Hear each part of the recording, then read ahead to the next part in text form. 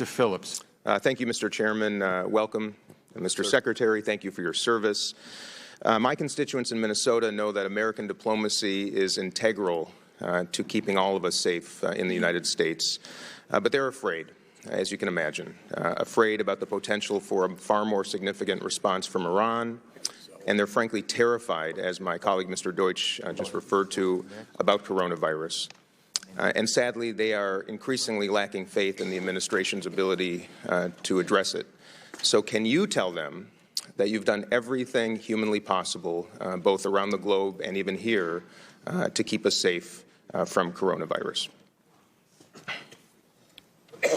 I am confident that this administration has taken actions that have significantly reduced risk and will continue to do so.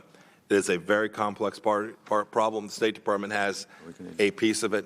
Yeah. The work that your State Department did to get Americans out of Wuhan, not only our diplomats, the people that work for the United States government, but civilians who were there as well, is in the finest tradition of the American diplomatic corps. It was done with excellence and with vigor and brought Americans home safely. I'm incredibly proud of the work that my team did there. We will continue to do that. We have diplomats in China today, and we are working to make sure we keep them safe, but keep them in place so that we can continue to perform all of the missions we need to help China deal with this virus where it began. Okay, I appreciate that, but how do you reconcile what you just said with the budget you just submitted to us, which cuts State Department funding for the WHO by more than 50%, and cuts the CDC's global health security budget by more than 40%? How can you reconcile that budget request with your set investment? Oh, very easily. We'll have plenty of money.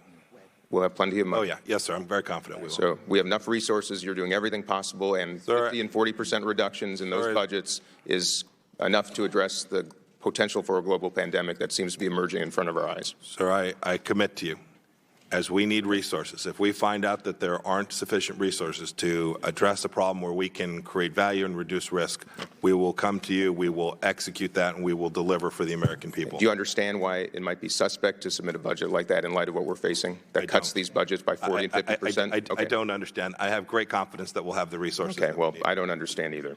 With that, I yield to my colleague, Mr. Connolly. Thank you.